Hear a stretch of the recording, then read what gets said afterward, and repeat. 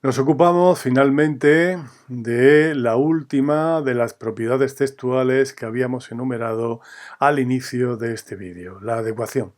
Y relacionábamos la adecuación con estas imágenes.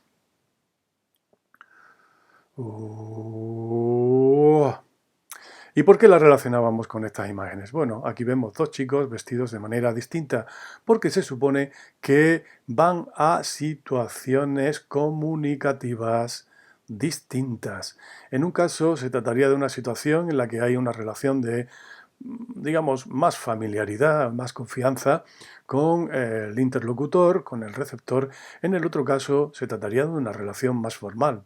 En un caso, por ejemplo, se trataría de una reunión de amigos, que puede ser que vayan a un concierto, y en el otro caso puede ser una reunión formal entre desconocidos y que puede ser, por ejemplo, una reunión de trabajo. Y efectivamente la adecuación tiene que ver con la necesidad de adaptar, vamos a decirlo así, el texto a la situación comunicativa. Entendiendo la situación comunicativa en un sentido amplio. La situación comunicativa como a eso que está pasando, por ejemplo, dar una clase, por ejemplo, dar un discurso o conferencia, por ejemplo, mantener una conversación informal con los amigos, por ejemplo, mantener una reunión de trabajo. Y de manera más puntual, pues tener en cuenta el receptor al que va dirigido el texto, el tipo de código que vamos a utilizar, el canal que se va a emplear e incluso determinados efectos estilísticos que nos gustaría provocar en nuestro auditorio. En fin, todo ello relacionado con el hecho de que para que el texto sea eficaz desde el punto de vista comunicativo, tiene que tener en cuenta la situación, valga la redundancia, comunicativa en la que se produce. ¿Y qué es lo que vamos a tener nosotros en cuenta cuando redactemos nuestros textos? Para asegurarnos o cuidar la adecuación del texto a la situación. ¿Y qué vamos a analizar nosotros en los textos para valorar su adecuación a la situación comunicativa?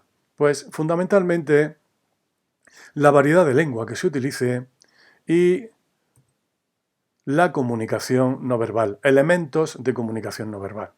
Con variedad de lengua nos referimos, seguramente recordaréis, nos referimos a la posibilidad de utilizar distintos registros y estilos lingüísticos.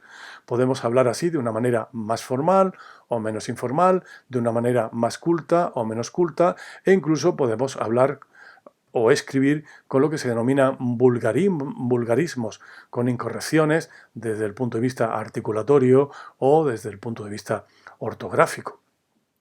En suma, variedades de la lengua, la forma de hablar.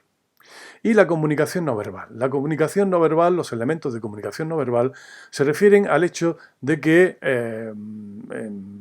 el texto, en muchas ocasiones, echa mano o tiene presente elementos que no son elementos del lenguaje verbal. Por ejemplo, los gestos o, por ejemplo, la presentación del escrito cuando se trate de una redacción escrita. Ponemos un ejemplo en relación con los gestos. Imaginad que estáis dando una conferencia y la conferencia, bueno, más que una conferencia, una explicación sobre un tema, un profesor da una explicación sobre un tema a los alumnos y lo hace en un tono de voz muy bajo y sin mirar a los alumnos o incluso dándole siempre la espalda.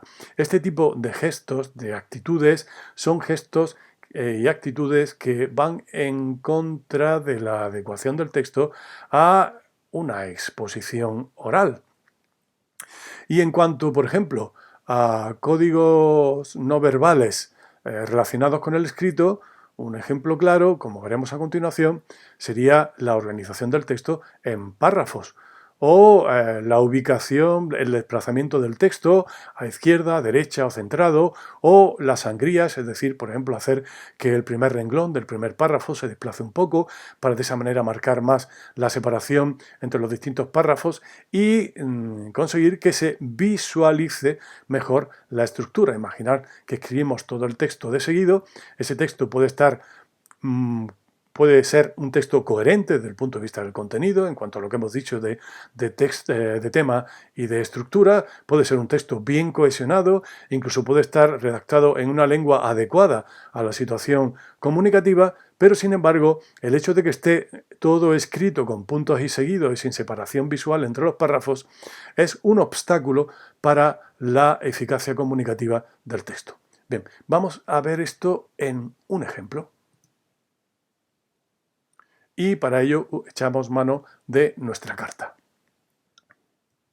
Hablamos de la adecuación y nos fijamos en primer lugar en las variedades de la lengua. ¿Qué cabría esperar de un texto como este? Pues un texto que se produce entre interlocutores, entre un receptor y un emisor, entre los que no hay una relación de confianza, es una relación formal. Además, es un texto en el que el emisor es miembro de un departamento de lengua, con lo cual cabe esperar cierto nivel culto, no excesivo, porque eso supondría ya una dificultad a lo mejor para la comprensión por parte de la persona a la que va destinado, pero sí un mínimo nivel en cuanto a propiedad, utilización del léxico, que denotará la formación de quien redacta el texto. Vamos a comprobar si es así.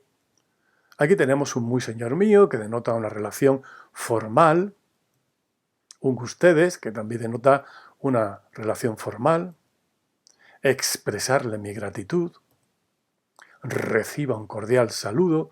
Todos estos elementos que hemos señalado indican efectivamente que la relación entre emisor y receptor es una relación formal, no es una relación de confianza, de familiaridad. Luego hay expresiones como en lo referente que denotan cierto dominio por parte de quien ha redactado el texto, cierto dominio lingüístico, cierto nivel culto en la redacción del texto, en lo referente, o obligada lectura. Observad que se ha antepuesto el adjetivo al sustantivo. O, por ejemplo, un término no demasiado frecuente como recabar, ¿verdad? Todo ello denota un nivel culto, no excesivamente culto, pero sí un nivel culto en el uso de la lengua. Así que formalidad y conocimiento superior, vamos a decirlo así, de la lengua es lo que nos está indicando la utilización de la misma. Esta es la información que recibimos después de analizar la variedad de lengua utilizada. Y en cuanto a la comunicación no verbal, bueno, hay varios detalles. Aquí veis cómo en la parte de donde aparece el destinatario, la fecha y demás, se ha cuidado el colocar el destinatario a la izquierda, la fecha se ha desplazado a la derecha. Observad también que al inicio de cada párrafo se ha hecho una pequeña sangría.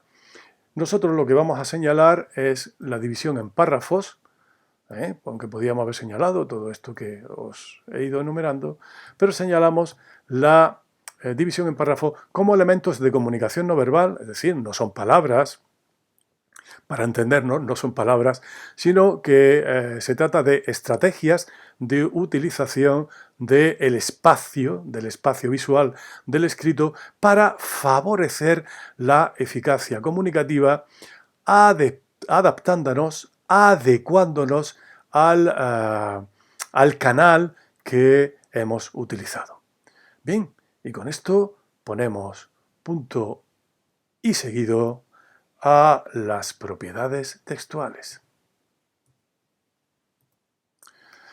Antes de concluir con el vídeo, os dejo aquí de manera sintética y esquemática lo fundamental de todo lo que hemos ido comentando a lo largo del desarrollo del vídeo. Aquí tenéis los apartados de los que nos hemos ocupado y de manera esquemática cada uno de los puntos que hemos ido desarrollando. Nos vemos.